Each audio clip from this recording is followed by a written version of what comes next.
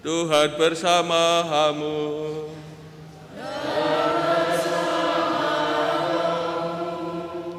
Inilah Injil suci menurut Yohanes.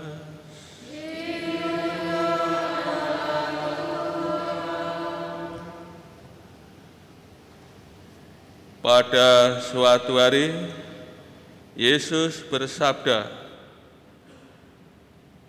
"Domba-dombaku mendengarkan suaraku. Aku mengenal mereka, dan mereka mengikuti aku. Aku memberikan hidup yang kekal kepada mereka, dan mereka pasti tidak akan binasa sampai selama-lamanya. Tidak seorang pun akan merebut mereka dari tanganku. Bapakku yang memberikan mereka kepadaku lebih besar daripada siapapun. Tidak seorang pun dapat merebut mereka dari tangan Bapa. Aku dan Bapa adalah satu."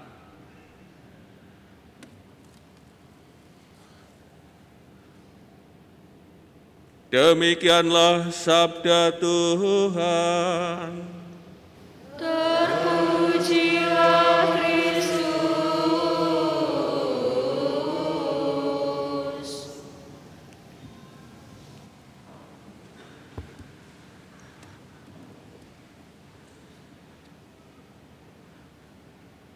Saudara-saudari yang terkasih, dalam minggu panggilan ini kita mendengar bacaan Injil yang pendek ya, yang singkat, hanya berapa ayat saja. Namun bacaan ini kelanjutan dari ayat sebelumnya. Kalau kita perhatikan konteks dari bacaan Injil hari ini adalah perayaan pentabisan Bait Allah yang dirayakan setiap bulan Desember, dirayakan selama 8 hari berturut-turut. Peristiwa yang mau dikenang adalah pencucian kembali mezbah Bait Allah. Hal ini terjadi setelah Yudas Makabe merebut Bait Allah dari kerajaan Syria, kerajaan raja ya, Antiochus Epiphanes, sekitar tahun 164 sebelum Masehi.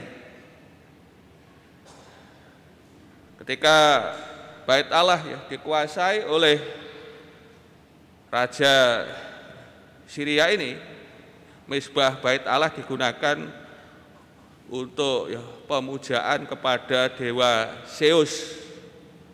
Maka dengan direbut kembali, maka diadakan upacara pencucian ya, pentahiran kembali Bait Allah. Saudara-saudari yang terkasih, dalam perayaan ini Tuhan Yesus juga hadir di dalam Bait Allah ini. Kemudian datanglah orang-orang Yahudi yang mengintari Yesus, merubung Yesus. Dan mereka berkata, "Berapa lama lagi Engkau membiarkan kami hidup dalam kebimbangan? Kalau memang Engkau Mesias, katakanlah dengan terus terang. Ini yang terjadi dalam diri orang Yahudi, hidup dalam kebimbangan terhadap karya Yesus, pengajaran Yesus, maka mereka menuntut kepada Tuhan Yesus agar Ia berkata terus terang kalau memang Tuhan Yesus adalah Mesias. Dan Tuhan Yesus menjawab atas permintaan mereka ini bahwa Tuhan Yesus telah mengatakan bahwa seluruh karyanya yang dilakukan dalam nama Bapa telah menyatakan siapa dirinya. Terlebih juga dalam pengajaran sebelumnya mengenai gembala yang baik. Namun demikian, orang-orang Yahudi tidak percaya, tidak mau menerima pengajaran Tuhan Yesus.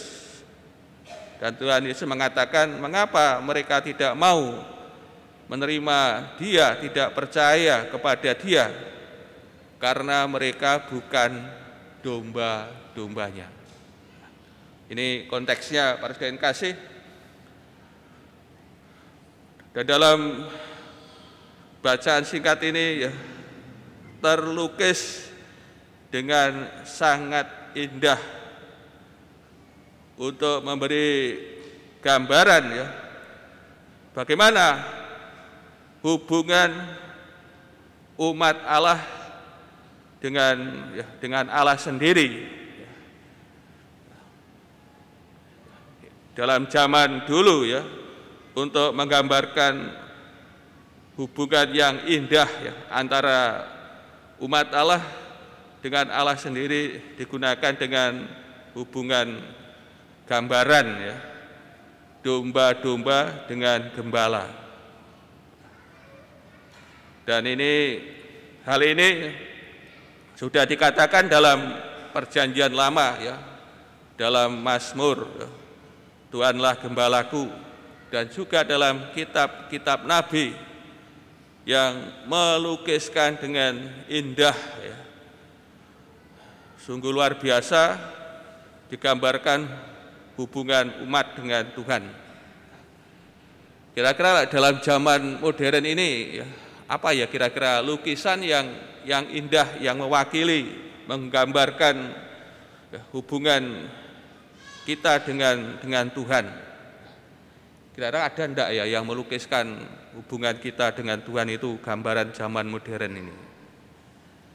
Mungkin enggak ada mungkin Saudara jarian kasih, dilukiskan bagaimana keakraban antara domba-domba dengan gembala.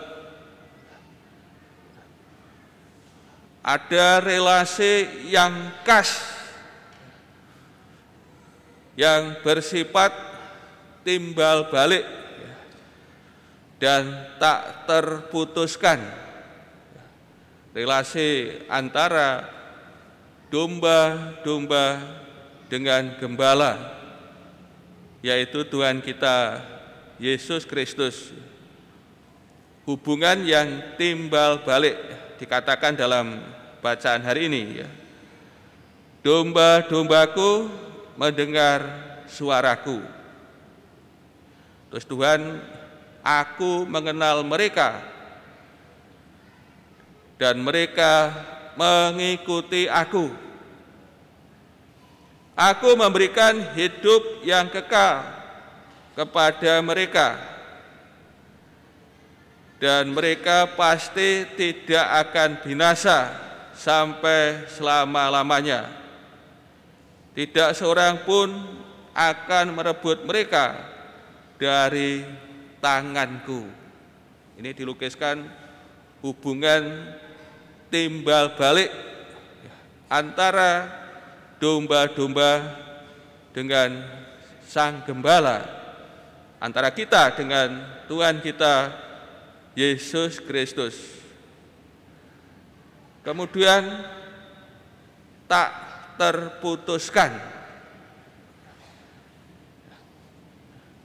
Domba-domba, kita mendengar suara Sang Gembala dan mengikuti Dia.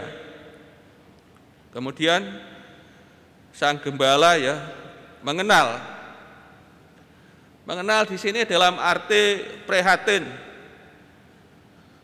memelihara domba-domba, bahkan sampai memberikan hidupnya untuk domba-domba, untuk kita.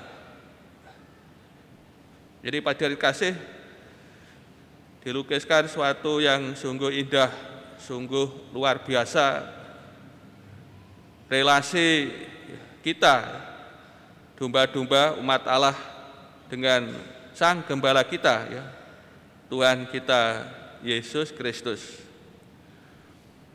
Maka melalui sabda Tuhan ini mau dinyatakan bagaimana Sang Gembala kita, Tuhan kita Yesus Kristus, sangat mengasihi domba-dombanya.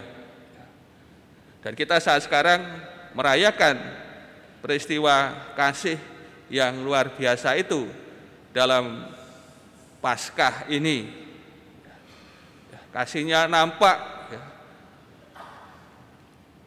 dari Tuhan kita Yesus Kristus. Dia mengenal domba-domba,